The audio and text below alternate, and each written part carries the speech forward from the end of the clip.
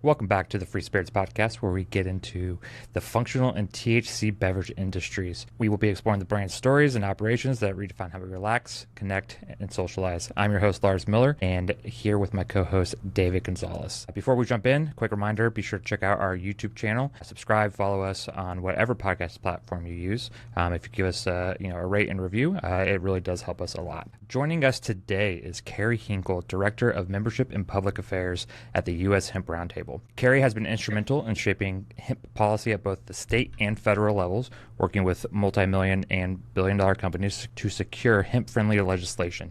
His journey in the cannabis industry began just before the 2018 Farm Bill was signed, giving him unique insight into the industry's evolution.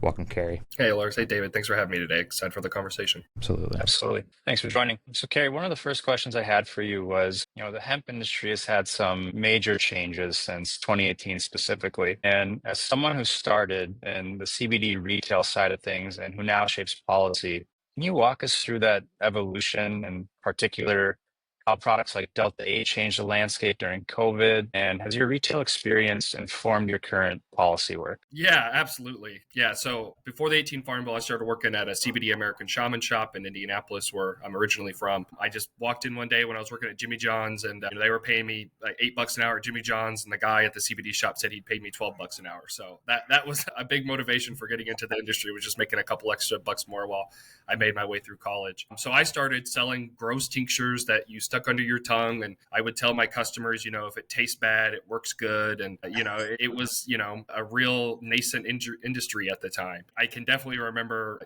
I was working at the shop for a few years. There was opportunities and shaping legislation in Indiana where the attorney general at the time was trying to say that CBD was illegal, and that the U.S. Hemp Roundtable came in, and I'd kind of heard peripherally about them, and that they were lobbying to protect my business, and ultimately defeated the effort that the attorney general was trying to make CBD illegal at the time. So I started following what they were doing. And before I got this job, I had never even met a politician. And I remember when I first got the job, they were like, well, we'll start you off with a few hours a week. We need somebody to handle membership, but it was, by no means a full-time job.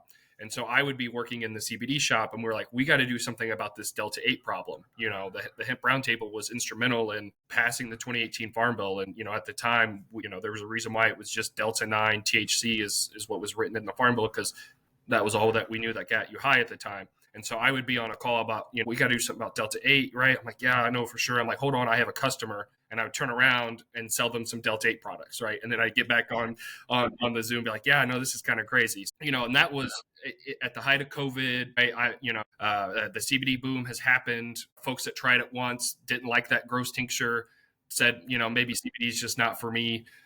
So I have seen that market evolve all the way to where we are now, which I have a feeling we'll talk a lot about, is this low dose hemp beverage, 5 milligrams at my local liquor store. It's been this fascinating evolution and market maturity of the hemp industry that I've seen over the 6+ years now, to where now, if I want to, 2 milligrams is too much, I need 1.5. I like CBG, or I like CBN, right? This real dialed in evolution in hemp products, and the advancement of cannabis science in general, I think has been increased by decades because of this evolution and kind of market testing that has become hemp. So I'm happy to kind of go wherever you guys want to on this. But yeah, over 6 years, it's kind of fun to see the evolution of hemp products for sure. Absolutely. One of the questions I had to follow up with that is there any validity to the notion that you coined the term red state weed? And if so, where did that come from? Where did that moniker come from? Yeah. I've definitely used it on many shows in the past. I don't know if I can get credit for that, but I do enjoy it, especially living in Kentucky, where we technically have a medical market, but it's not up yet, and who knows when we're going to get it. So, and again, I was in Indiana at the time, right? So those are both states without legal marijuana, and I've seen customers coming into my store that were little old ladies that had, pain on their hands, and I just rubbed that little bit of cream on them, and that aha moment, right? And so to see those kinds of real world benefits are still something I carry with me. And because you called it hemp, you were able to sell it in some of these states where, people didn't have access to cannabis medicines. Yeah, absolutely. It's an interesting thing that you just have to call it hemp, and all of a sudden you can have the products. I am also a fellow Hoosier. Great. By birth, at least. So I moved to Florida a few years ago. So just a little bit further south than you. Sure. Yeah. I'm originally from Indianapolis and Anderson, so that's great. Yeah. Go Hoosiers. Nice. Yes, go Hoosiers. So obviously, Congress extended the Farm Bill, I believe, through the end of 2025. So we have, another full year of negotiations ahead. What are the roundtable's key priorities as these discussions continue for 2025? Yeah. So, and I think it was January 25th, we held a big DC lobby day. We had about 35 companies fly up. We met with over 50 members of Congress and their staff, and we had a luncheon where Senator Wyden from Oregon, he spoke at. And so our two priorities heading into the year are, one, to secure some federal regulation of hemp extracts. Now, I feel a little bit like Groundhog's Day, especially when I go to DC and I'm meeting with the same staffers over and over. We're on a first name basis. And it's like, hey, Kerry, good to see you. Still want those hemp regs? I'm like, yes, that would be great. So it is rare for an industry to come to Congress and say, please make it harder for me to sell my products. And yet that is what the hemp industry does, is we go and we ask for regulation. And, what the Wyden bill that was introduced in September, and we hope to have it reintroduced in the coming months, we need to find a Republican lead on the bill in the Senate and also find a companion bill in the House. It just sets up some simple common sense guidelines like standardized labeling, truth in packaging. If it contains THC, then we should sell to 21 and over. But what we're bullish about on the prospects of it too is that it still keeps intact states' rights. So states, unfortunately, still have the ability to be more restrictive or more lenient on the ability to regulate their hemp extracts. So that is one. It's kind of funny to talk about labeling as a huge priority because that's not the most exciting topic, but especially on a 60 milliliter tincture where you can only fit so many words when every different state has a different requirement. Yesterday I got a call about the sticker requirement in Georgia. Is that sticker requirement still in place? And can I ship that product there or not? And so, that complexity makes it really hard for interstate commerce and for folks to be able to ship their products across state lines. So one is getting the Wyden bill across the line and hopefully having some guardrails in place. And then two, it's still pushing back on any effort to change the definition of hemp in the Farm Bill. So we saw in spring of last year where Congresswoman Mary Miller from Illinois introduced the Mary Miller Amendment, as we've all deemed it now, which would have banned all products that contained any amount of THC in them. Thankfully, the amendment was written so poorly that it's really gotten no traction at all. It inadvertently sweeps in grain and fiber farmers. And in all my years doing this, I've never been in a meeting on the Hill and someone said, you can't use this in door paneling or in rope or anything like that. And yet Mary Miller's amendment was so bad, it was going to impact those folks too. So, and Chairman Thompson, who is the House Republican lead over the Agriculture Committee, so he has, first say over what the Farm Bill is going to look like. He has told us, and he's also mentioned in Bloomberg, that the Mary Miller amendment has no traction, that it's dead. Now, Senator Stabenow from Michigan, and when she retired last year, released a Senate Farm Bill that does have a different definition of hemp. It's nowhere near as restrictive as the Mary Miller Amendment would have been, but it does still eliminate some products that are on the market. So, people have built businesses and people have jobs and farmers are growing crops based on a definition of the 2018 Farm Bill. And we as a country have never legalized a crop and then gone back and recriminalized it in a Farm Bill. So we want to keep that definition of hemp the same, and we would like to see some common sense guardrails in place so folks and businesses can thrive. I believe you've mentioned the importance of raising the limits to 1% from the 3% in the past. Can you explain why that's crucial for farmers? Yeah, absolutely. I'm sure most of your listeners too, being in this industry, know of a horror story of a farmer where, it was hot one day or it rained the next and their THC content spiked to 0.4, 0.5%. And now you're burning hundreds of thousands of dollars worth of crops. So it's really a farmer play here. It is all about just giving some relief to farmers because especially this crop is so new and the genetics are ever changing. Last year or the year before, I went to a field day at University of Kentucky where they were talking about hemp genetics. And they're like, last year we planted it at 1.25 inches. And this year we planted the seeds at 1.5 inches and we saw stark differences in the way that the crop was grown.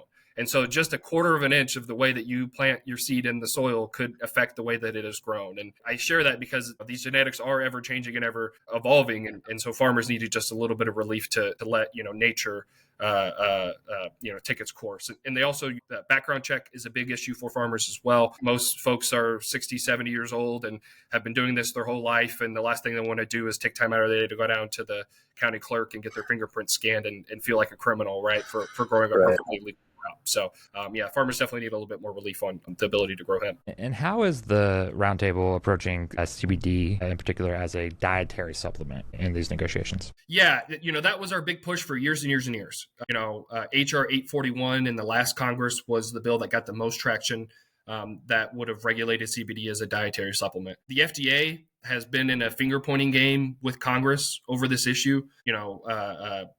Congressman Jamie Comer from Kentucky, who's chair of the House Oversight Committee, brought in the FDA for questioning last year. And part of the questioning was, why are you not regulating CBD? And the commissioner at the time, Califf, said, well, we don't have the ability to do it. Congress, you have to tell us to do it. So again, it is FDA saying we're not able to regulate this product as a dietary supplement. You need to tell us how to do it.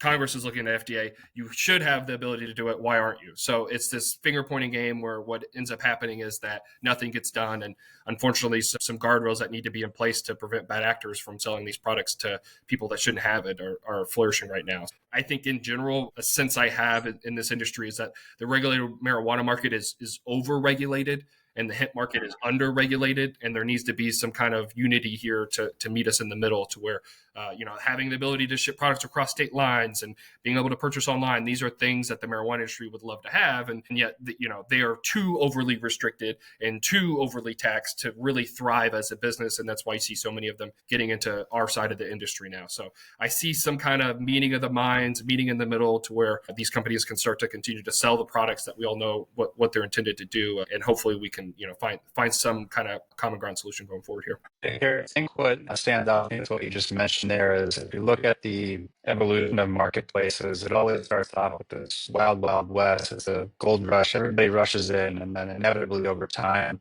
regulation happens, legislation happens, there's consolidation that happens. And then as we see play out in the recreational cannabis community, you then have a concentration of power for a select few amount of entities, companies, etc. So with that being said, the roundtable often talks about how state level policy is basically this game of whack-a-mole. Every day there's a new state with something popping up, even for the markets that look the most secure and stable. One bill and statute, one rule can have a huge effect on the entire marketplace. So can you give us some recent examples of how challenging it is to basically sit through the state by state legislation and constantly keep a pulse on how dynamic this marketplace has been? Yeah, it is. You said it, whack-a-mole, right? And so every day I kind of wake up and I'll have a member call me or send me an email and say, well, South Carolina, where I'm based, just introduced this bill. The sky's falling. What are we going to do? And and it also is interesting, on Friday, we always do our roundtable roundup and recaps where we send out alerts on bills that we're tracking across the country.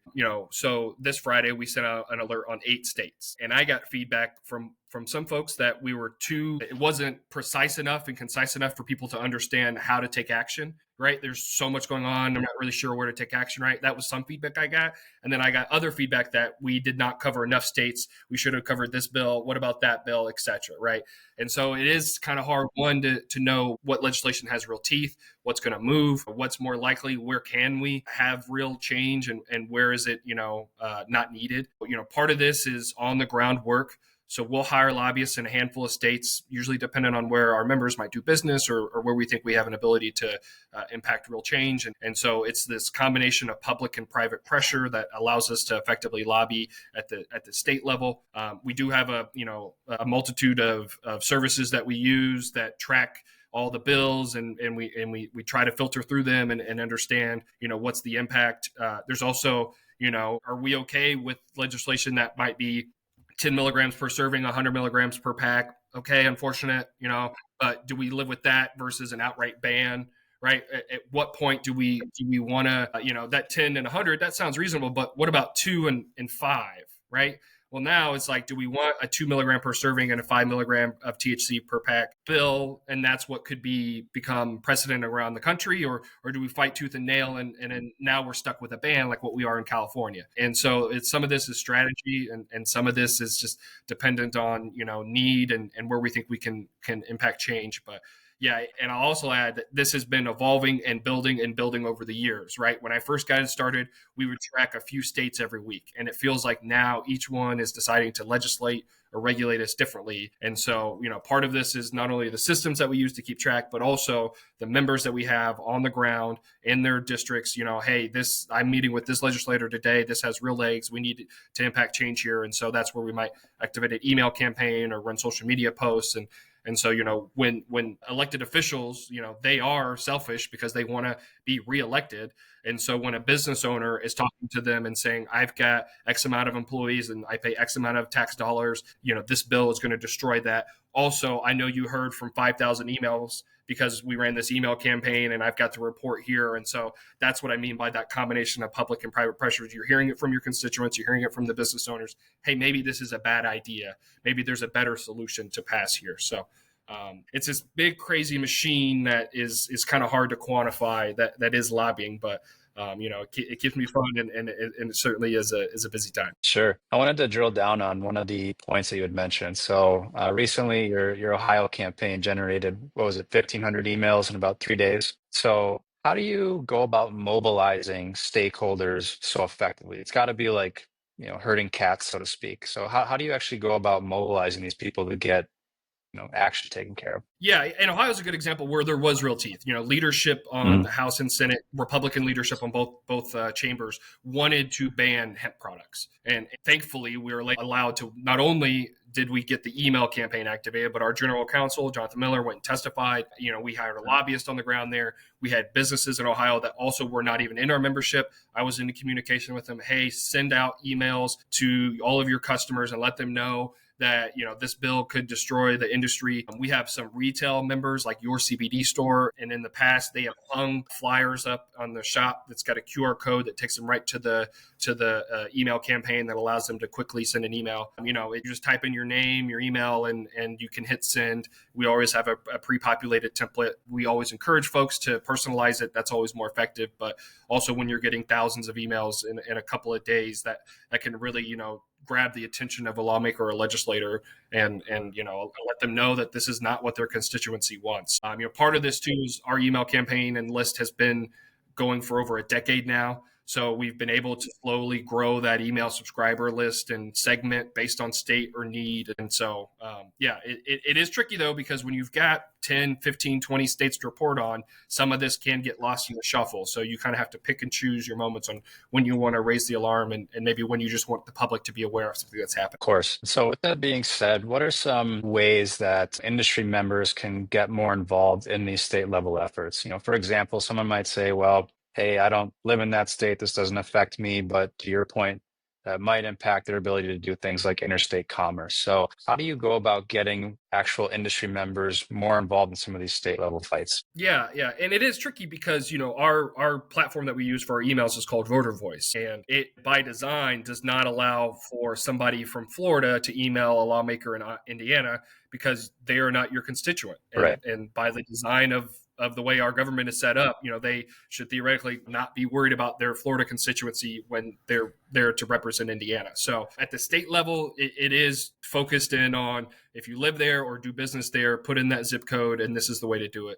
But also at the federal level, when we have certain bills like the wine bill, that allows us to have, or safer banking, which we have an email campaign up for, like those types of federal bills allows us to have anybody sending emails at any moment. But unfortunately, at the state level, you just got to focus in on the people that live there. And if you do business there, a lot of times a company might be headquartered in Colorado, but they have a distributor partner in Ohio. So they'll leverage that distributor partner in that state to then activate their customers to then participate in the campaign. Great point. Yeah.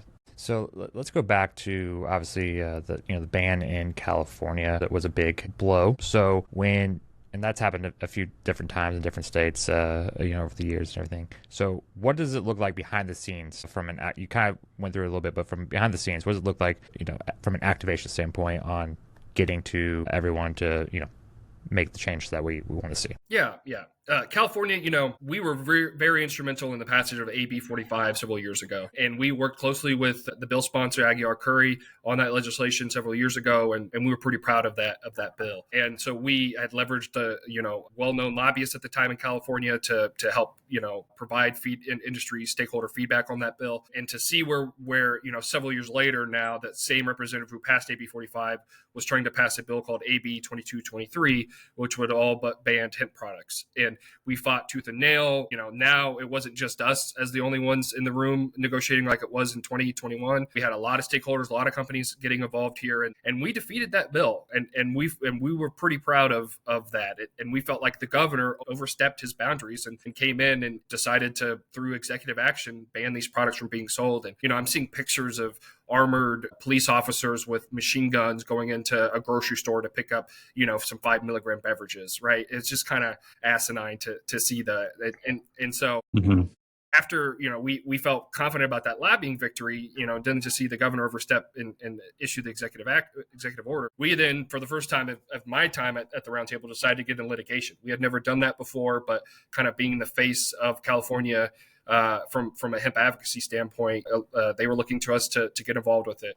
I think we got a bad draw with the judge. There's some things that I don't want to say about that judge, that I know that his future is now better because of some of the things that he has promised and did when he was a judge. So, I think that was tough. I think I remember the opening remarks were something along the lines of, so you want to sell THC products to kids? And that was kind of the openings, statement. And so that was like, all right, we're fighting an uphill battle here, right? And so we're still looking at litigation options. There was for federal court possibly. There was a big hemp summit, California Cannabis Summit, I guess I should say, where a lot of the leading hemp and marijuana companies came together a few months ago in Sacramento and have been hashing out a framework for what the two industries could live with. And so hopefully the combination of the litigation effort on the governor, but also a legislative solution that addresses some legitimate concerns about children being able to get access to these products. Hopefully we can have a meeting of the minds and a unified approach once session opens back up again. Yeah, I don't know the total validity of this because I don't live in California, but I believe I saw in that press conference with Governor Newsom that he was saying that these products were being sold in gas stations and everywhere, and holding up various products that are only available in Total Wine and More. Yeah, like it's their only distributor. Right, the brand that he owns. So yeah, so that's crazy to maybe not maliciously, but to lie like that in a public press conference. So looking forward, and hopefully a bit more optimistically, what would the ideal federal regulation look like from the hemp Roundtable's perspective? What's utopia for hemp in America? Yeah, I think something along like what the wine bill does. There are some tweaks to it that still need to be done. What's really interesting right now is this debate between three-tiered system and how do we sell these THC beverages at retail? Do we give up power to the alcohol distributors? That's something that really we are working through. And, unfortunately, I'm going to use that word again, whack-a-mole, where it feels like we'll end up with some kind of standardized labeling and standardized truth in packaging, standardized, age gating at the federal level. But then we're going to look at state by state, in some states right now, you can't sell liquor at a grocery store, or you can't sell it online, but you can do it through DoorDash, right? And there's licensing around that. And, I know for the three-tier system, there's a license at every process except for the person who delivers the product. And so how do we cannot license FedEx or USPS or UPS because they are under a different licensing scheme than the alcohol scheme is. So how do we effectively allow for these products to be purchased online? What kind of age gating solutions can we implement? Because most products in the hemp industry are now being sold online. So I think that is kind of where we're navigating right now, is what does it look like to be able to effectively age gate and make these products safely without losing the ability to sell directly to your customer. I'm a believer that if I want to sell Lars my product, Lars gives me his information and I give him the product, right? Or gives me the money, I give him the product, right? I don't need to go through David to be able to do that. And so that is my own philosophy. What it's going to look like on a state by state and what the final solution is might be a little bit differently. So we'll see. And again, maybe next week I'll have a different answer for you because we'll be fighting a different battle and I'll have a different priority. So, but that's where we stand right now. So with the three-tier system, you kind of touched on it and alluded to it and everything. If the regulations do take us down the three-tier system path, does that mean that direct-to-consumer basically is dead? We just came out with a statement a couple weeks ago that's the non-negotiable for us. Our members sell 60, 70, 80% of their products online right now. That's where hemp is being sold. Even beverages, as expensive as it is, I understand a lot of those products are still being sold. Now, I can also understand from a business perspective when you've got a contract in hand from an Anheuser-Busch distributor that is going to ensure you get put in 100 stores, and all you have to do is just give up this small market share of being able to sell online, right? I can understand where a business might say, yeah, let's fall in line and do that.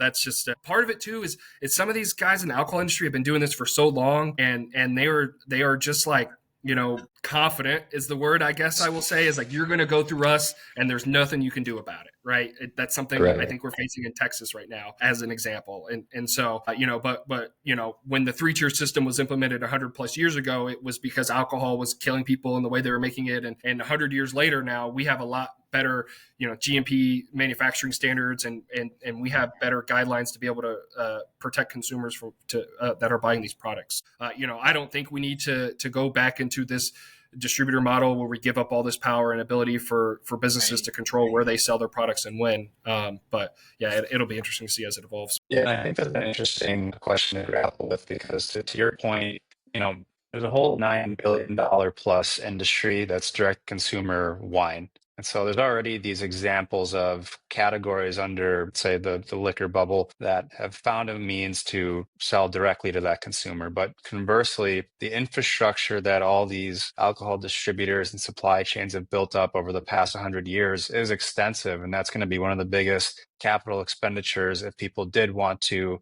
basically have infrastructure across the country. And so I truly do hope there is this more of a marriage or cooperation, so to speak, than a separation of church and state. But with all that being said, how do you see the biggest opportunities and challenges for hemp over these next few years? Obviously, commingling with the alcohol industry, with the cannabis industry, flirting with the 3-tier distribution system, understanding D2C as a channel as well. How do you go about looking through this horizon and figuring out what those opportunities and challenges might look? Yeah, it's a good question. And, we have been focused on the extract side of things. I think rightfully so. That's where most of our membership is. But I would be remiss to say if I didn't bring up the fiber, grain, and seed side of this. That is, I think, still the long-term answer and solution for a lot of problems in this country. I think the sustainability aspect to hemp should be brought up at this point. I know we've talked with Patagonia before, and they're like, we like using hemp in our products, but we're not going to do it unless it's cheaper and better than the cotton that we have right now. And we have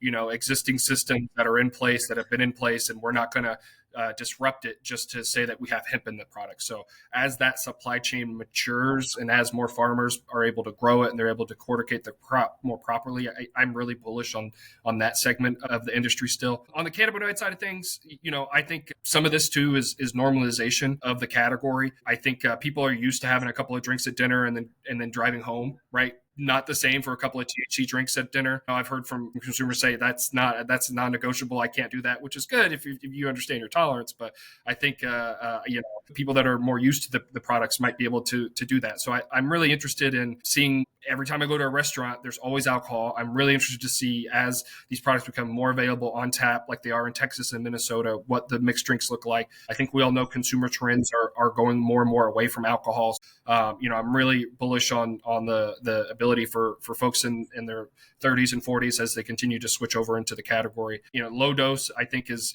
huge. I think 10 milligrams and under seems to be the sweet spot for that. That's what Specs has told us before is, they started off at 2. Those sold well. So then they started off at 5. Those sold better. And then they went to 10 and those sold even better. So I think that's really interesting to kind of hear the real world perspective. I think, the spirits game, I've seen them being sold in 375 and 750 milliliter, 4 milligram, jiggers is what they call them as you're making a mixed drink in a restaurant, right? That type of normalcy and taking the product on the go when you're out. It's just like, I remember the first time I saw that THC drink on tap at a restaurant in Texas, I was like, whoa, no way that you can do that, right? That is just the coolest thing ever. And there's a spot here in Kentucky called Canna Buzz, I think, or Canna Bliss. And that's all it is. It's a bar where they mix THC drinks and you can buy your edibles there and things like that. So that's where I see it, is this future of it, this normalization of it. But if that's in a few years or a few decades, that your guess is better than mine there, David. Absolutely. Yeah, I was at Canada DataCon last week, and so we had a happy hour, just like hanging out by the pool, and they have the bar set up, and there's Virtuoso was sponsoring the cocktail hour, and so I think they had 6 or 7 different drinks available, and you just go up and grab one, and we're just hanging out like basically at a party, and everyone just has these cannabis drinks. And that was my first experience in a on-premise situation, because most of the time it's just myself either taking a product with me to the bar, like Fizzy THC. Shout out David right there. And so, yeah, it was really cool just being out and seeing other people enjoying the products and things like that. Yeah. We had the networking event before our last lobby day in DC, and it was the same thing. We went to we ran out a little spot. Everyone brought their beverages. Aaron from Breeze brought his. Art from Cycling Frog, Bayou City. And I remember we all had a good time, laughing, fun, and we went from like 6 to 8 or 6 to 8:30, and then we all went back to our hotel and went to bed. Right. And I was like, if this was alcohol, we would have been, oh, another one, and then that next day on the hill would have been a lot worse. And I just remember that was great, a couple hours, and then I got to go to bed. It was great. It was a good time, So yeah, that's definitely, I think, the future. Yeah. Well, Kerry, thank you so much for your time today. Listeners, you can learn more about the U.S. Hemp Roundtable's work at hempsupporter.com. Again, to the listeners, if you enjoyed this episode, please make sure to subscribe and leave us a review wherever you get your podcasts. And don't forget to check out our YouTube channel as well, where you can watch all of our episodes and more exclusive content. Until next time, guys, cheers. Thanks.